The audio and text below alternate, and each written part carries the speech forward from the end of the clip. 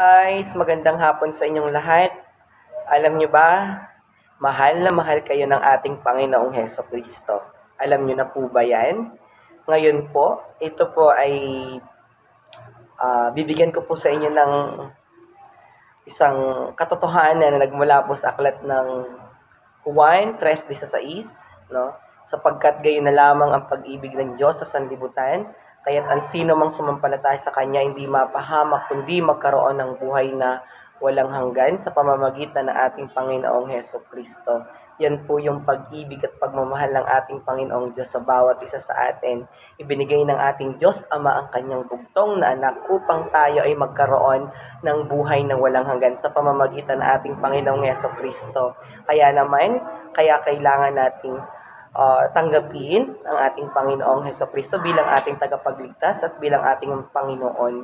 Yan po ay isang paraan para tayo magkaroon ng buhay na walang hanggan at kaligtasan.